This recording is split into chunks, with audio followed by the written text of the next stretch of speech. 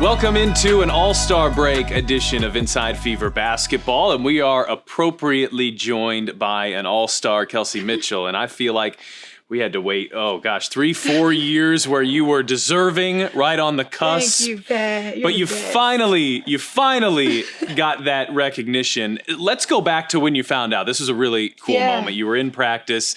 Christy Sides delivered the news to you. What were your emotions like when you heard, finally, Kelsey Mitchell, all-star? Honestly, we played Phoenix, and I got a call from the commissioner. And I did not know why she was calling, and so I didn't know it was her. And so I was like, I'm not answering that. I don't know what it is. I'm thinking it's like a scam call, right? I get a text. I'm like, oh, that was not the call to miss. So when I called back and she delivered the news, it was kind of already like, I didn't believe it. But when Coach Christy had said it, for the world to hear, I was just kind of like, man, I was shocked.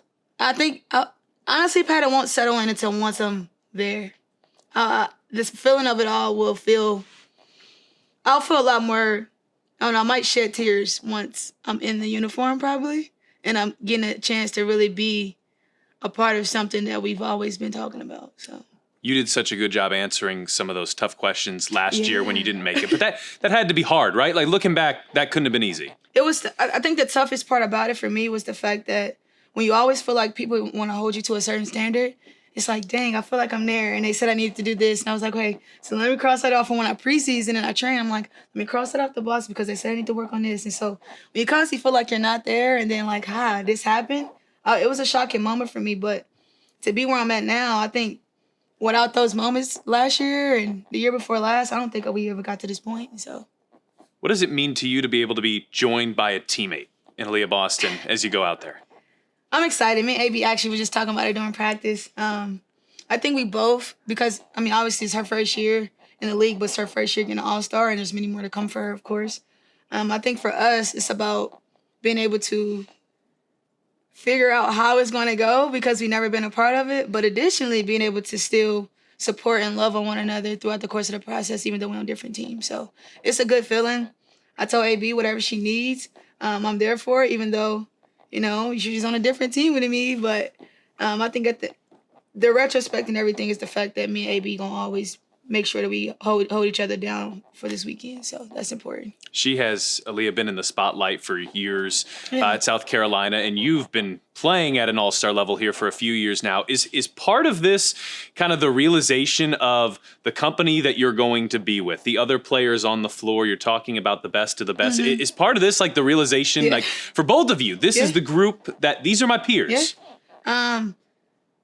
I was telling my boyfriend this yesterday. I was like, I wonder how everybody would be. You start to think about everything that comes with that experience. And so when you get around great players, whoever they say the best is, and you get a chance to interact and you get a chance to develop relationships, man, AB was just talking about how different it would be if we were in a different setting with these players. And to know that we are able to be at this level and be able to compete and still build a relationship with them at this standpoint of our lives is...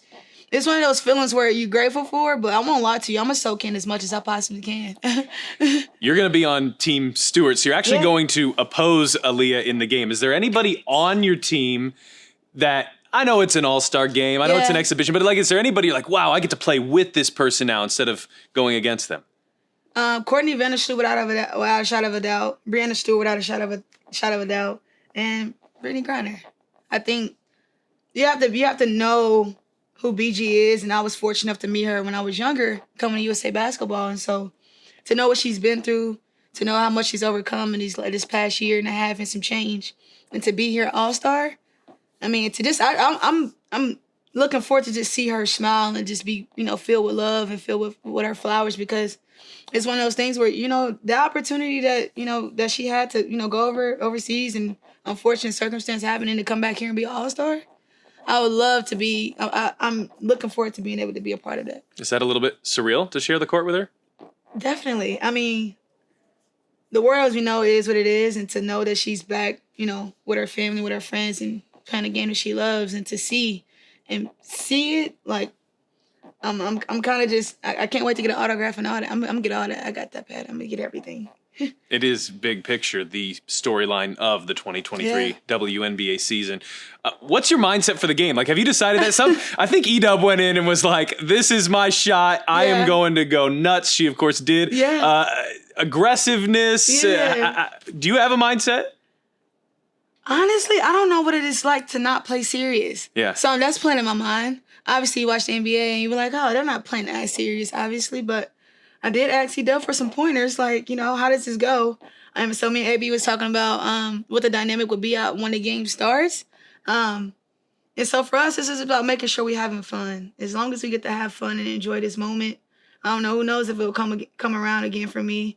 And so I'm just going to enjoy it. I don't know what I will do, but hopefully I'm prepared for the moments that are coming my way. I think the WNBA game does a better job of taking the actual game maybe a little bit more seriously. Like, they seem more competitive.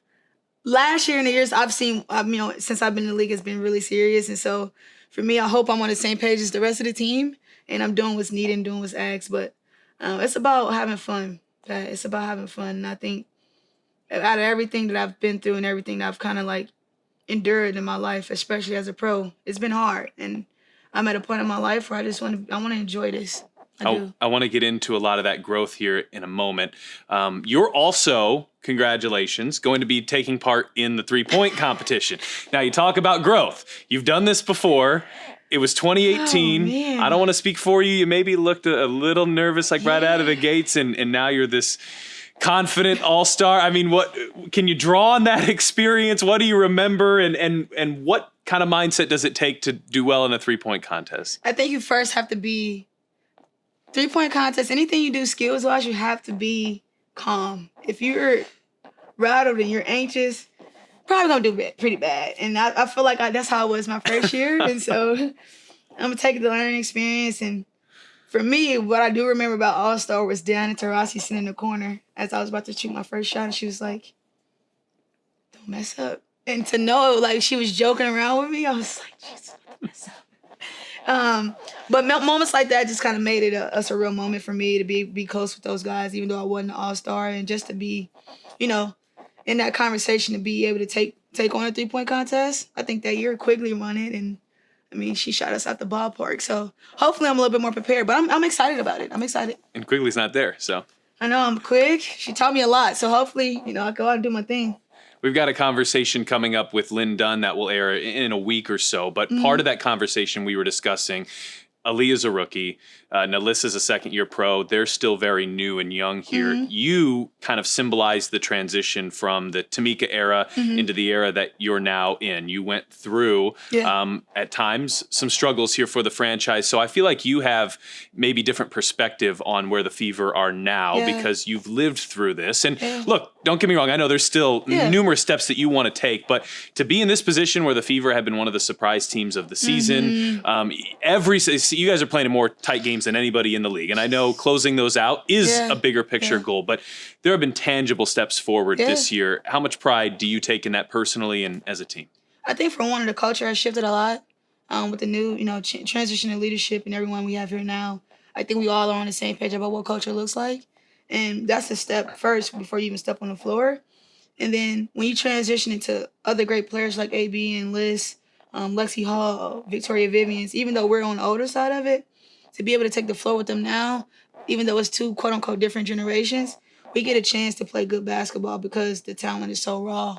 And because we still learn each other, I think that's the best part about it right now. A tease for that future conversation. Lynn actually refers to the three of you as a big three. Oh, I like that. Yeah, I thought that was pretty good too. When you look at the three of you and what you're able to do, and it seems like on a night in, night out basis, it's maybe somebody else's night. And when at least two of you are playing well, it seems like the Fever have a good game. Yeah. What's your perspective on the trio that you guys have? I think we still obviously building relationships with each other to really understand what we need from each other on the floor. But I've taken great pride in make sure that I've established moral and character type relationships with them off the floor. And I think it makes for that good transition on the floor. And I think for us, it's about constantly learning. Me, honestly, it took a while to learn what it's like to be a pro. And I can foresee, AB and Liz still, we still have ways to learn. And I think going forward, what our three can bring to the table it'll transition our entire team. As long as we on the same page, I think, and we develop that chemistry day in and day out, we got a chance to do something special.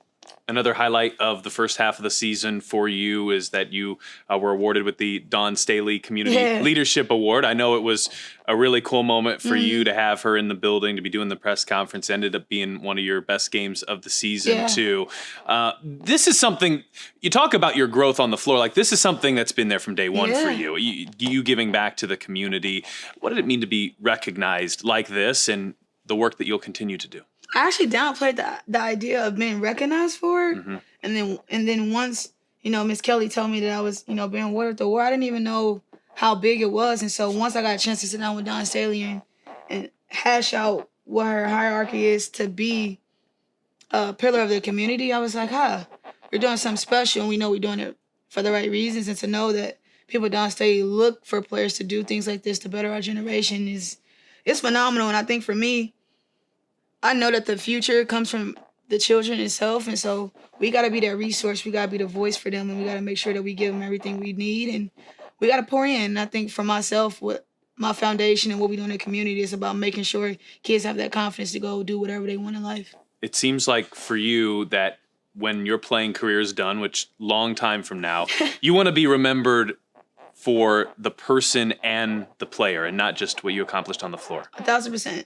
At the end of the day, no one knows, no one really cares that much about everything you've done on the floor, but the way you treat people, the way you honor people, the way you carry yourself, the values in which you portray, the character in which you behave in, that means everything. And so I'm going to continue to love on my people and shower people with love, and hopefully it's given back the same way. One final highlight of the first half, and then we'll look forward. You moved into second all-time in Fever scoring, which is remarkable how quick you got there. And I also love stats like these because it really shows just how dominant for how long Tamika was, because you're all the way up to second, and you have some serious work to do to catch Tamika. But that had to be a really special moment, just kind of seeing yourself in her company. I mean, to even be in a conversation with a person like Tamika Catchings is literally baffling. And to know that I still have, if it's something that I aspire to go and get, I have a long way to go. And that's how much Catch has set the bar. And I constantly talk. We talk a lot now, especially now that she's, on a different side of things. And I'm, where she once was. And to be able to still, get information and be patient with the process, it's just, it feels so good to have a GOAT like Tamika Catchings in our corner. And I mean, I don't think I would have got to this point without Catch. 1,000%. Yeah, her influence on you and the franchise is still very much felt. We're in a room here where there's like 5 Tamika Catchings icons around us just off the screen. So you know how important she is to the franchise. Yeah. Let's look forward here. And I don't ask this necessarily for you to make an excuse or anything, but the schedule, talked about this with Lynn too, 16 of the first 24 games are on the road. You guys have been road tested. It's been a lot of miles in the air. It's been a lot of hotel rooms. You'll open up out of the All-Star break with 4 straight. And then it's like you're basically home for most of the rest of the season, which I think would maybe be a good time for you guys to hopefully go on a run here. Is that how you see it? Pat, you actually put a nail on it. For us to be able to take on this experience early, you got your Vegases, you got Seattle, you're on the West Coast, and you got to go battle, you got to compete against your BGs. For us, it's about taking on these experiences and these lows where it's a lot of failure right now. It feels like it's just really bad. I think once you look back on it and we flip the script going into the second half of the season, I think we have a chance to be up high and not down low and not feel like we're down low so much, because we get a chance to get that reset button after All-Star, and then we're going to look back on these teams from the first half going into the second half and know that we prepared for the moment. Perhaps this isn't as significant as at least it feels to me, but as somebody who started her career here and you were playing at the field house early on, and then you went through, the pandemic where you were in the Wubble, and then you were moving around to, don't get me wrong, terrific buildings and facilities, but how nice is it to have this place be home again, your full-time home? It feels amazing. I mean, for one, I'm only like 5 minutes from the gym, so that works perfectly. And then for us, it's nothing like having that feeling of like that home feeling. I mean, it's a different kind of feeling. I feel like for us, when we were bouncing around, we just felt like we were always away, even though we were the home team. And so to be able to come back to your gym and maybe want to get shots up that's 5 minutes away compared to going 15 or 20 minutes away, it's a game changer. And I think it just adds to that culture piece that we talked about and that feel good. It's always any player wants to feel good, and we can feel good at home. That's a perfect feeling. We'll close here. Why don't you give a message to those fans who have been with you since 2018? And I will say, I think everyone should be thrilled with the fan support that you guys have gotten this year. Like, the building's been great. It's been really full. What would your message be to those fans here? To the fans, we appreciate everything you've done for us up until this point. We got some new faces in the building, and so for you guys to come and support the game of basketball on the women's side and support where our organization is going, it's nothing but love, and we appreciate you guys so much. All right, here's the deal. I'm not going to make you do a long sit-down interview like this again for the rest of the year, but around a year or from now, we'll do All-Star Game number 2 sit-down interview. Sound like a deal? Sound like a deal. We shake on it. That's on camera. That's All-Star Kelsey Mitchell. You're joining us on Inside Fever Basketball.